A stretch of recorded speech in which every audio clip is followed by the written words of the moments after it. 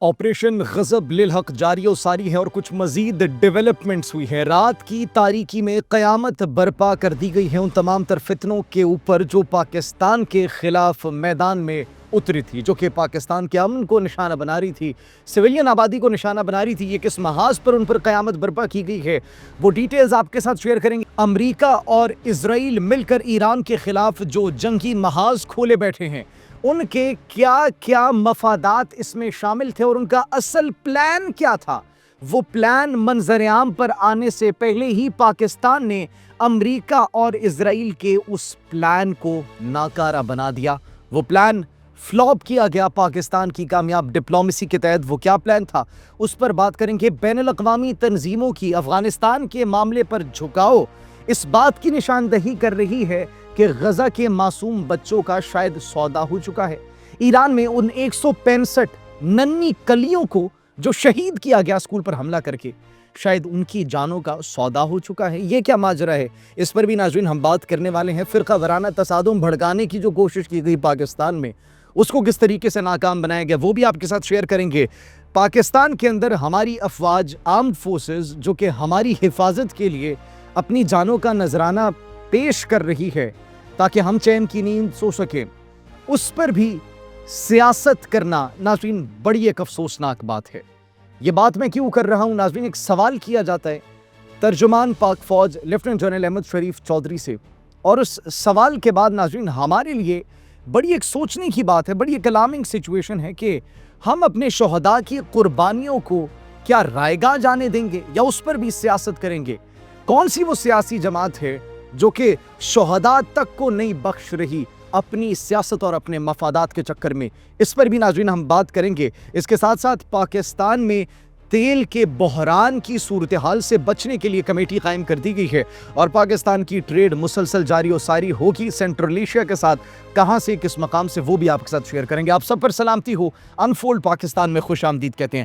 سب سے پہلے ناظرین بات کریں پاکستانی آرمڈ فورسز کی جانب سے آپریشن غضب للحق جاری و ساری ہے۔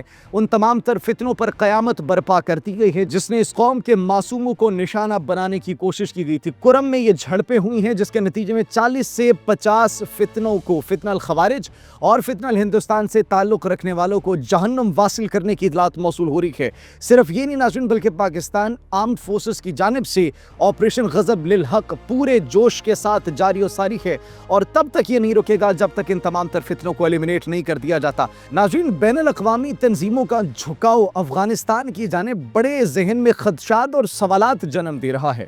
United nations office for the coordination of humanitarian affairs UNOCHA Afghan issue پر ان کی بائسڈنس اور بائسڈ رپورٹنگ کس بات کی نشاندہی کر رہی ہے؟ افغانستان کے اندر سویلینز کے اوپر اور مختلف طریقے سے وہ حقائق پریزنٹ کیے جا رہے ہیں جن کا دور دور تک حقیقت سے کوئی تعلق نہیں ہے۔ ہم نے بات کی حقائق، لیکن ان حقیقتوں کا دور دور سے کوئی تعلق نہیں ہے، کیونکہ یہ حقیقت صرف حقیقت ہے ان تنظیموں کے لیے اور ان فتنوں کے لیے۔ ناظرین اب جو اصل حقیقت ہے اس پر سوال نہیں اٹھایا جا رہا۔ اصل حقیقت کیا ہے؟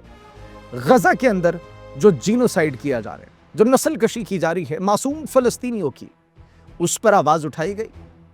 یہ پچھلے دنوں ایران کے اسکول پر حملہ کیا گیا اسرائیل کی جانب سے، 165 ننھی کلیوں کو شہید کیا گیا، معصوم بچیوں کو شہید کیا گیا۔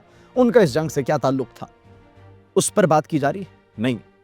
اس کا ایک مطلب واضح ہے کہ افغانستان کے طالبان یہ فتنے بین الاقوامی تنظیموں کی سرپرستی میں اس قدر پنپ رہے ہیں۔ بین الاقوامی انٹیلیجنس اداروں، انٹرنیشنل آرگنائزیشن، ان کا ایک پروڈکٹ ہے۔ اس بات کی نشاندہی یہ تنظیموں کی یہ بائسڈ رپورٹنگ خود کر رہی ہے۔ ایران کے اندر جو کچھ کیا جا رہا ہے وہ نظر نہیں آ رہا، غزہ کے اندر جو معصوم فلسطینیوں کے ساتھ کیا گیا وہ نظر نہیں آ رہا۔ ہاں، افغانستان کے فتنوں کے خلاف پاکستان نے جب اعلان جنگ کیا تو وہ ان کو بڑے اچھے طریقے سے نظر آ رہا ہے۔ خیر ناظرین، اسرائیل اور امریکہ نے مل کر یہ ایران کے خلاف جو جنگ کا آغاز کیا، اس میں بڑے ان کا ایک اہم مقصد تھا۔ ان کے مفادات کے ساتھ ساتھ ان کا ایک آبجیکٹو بھی تھا۔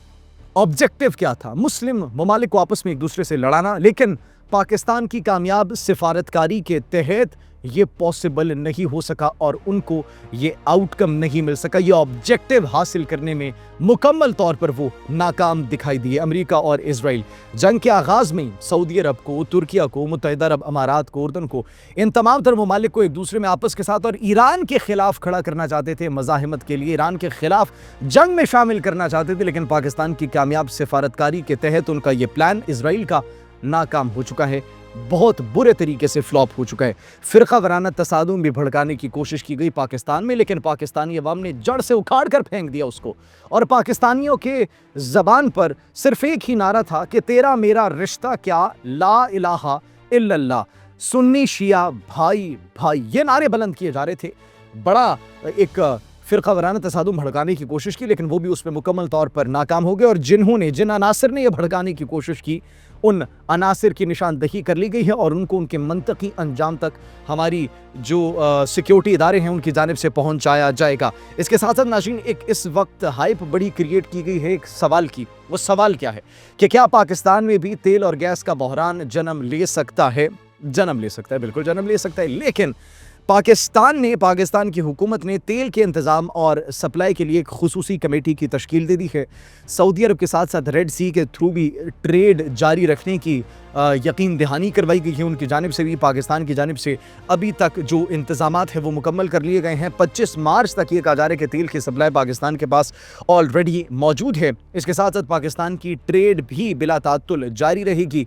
सुस्त बॉर्डर जो है वो हर वेदर के अंदर, हर मौसम के अंदर, चाहे सर्दी, गर्मी, बहार, ख़िज़ा के अंदर जो है वहाँ पर ट्रेड जारी सारी रहेगी, जारी सारी रहती है। और इसके साथ साथ नाज़रीन, सेंट्रल एशिया से पाकिस्तान का कनेक्शन, पाकिस्तान का ताल्लुक़ वो उसी तरीके से बरकरार रहेगा जिस तरीके से पहले बरकरार था। तो पाकिस्तान की ट्रेड के हवाले से, तेल और गैस की सप्लाई के हवाले से अच्छी खबरें हैं। पाकिस्तान की डिप्लोमेसी भी आपने देखी, पाकिस्तान की सिफारतकारी भी आपने देखी, जिसकी वजह से इजराइल और अमरीका के मफादात को नुकसान पहुँचा। और आखिरी जो हम बड़ा एक इम्पॉर्टेंट इशू डिस्कस करना चाह रहे थे वो ये था कि DGISP लेफ्टिनेंट जनरल अहमद शरीफ चौधरी से खैबर पख्तूनख्वा के एक सहाफ़ी की जानिब से सवाल किया जाता है। वो सवाल क्या था? सवाल ये था कि वज़ीर आला KP लेफ्टिनेंट कर्नल जो शहज़ादा गुलफराज शहीद थे, उनकी नमाज जनाजा में शरीक नहीं हुए।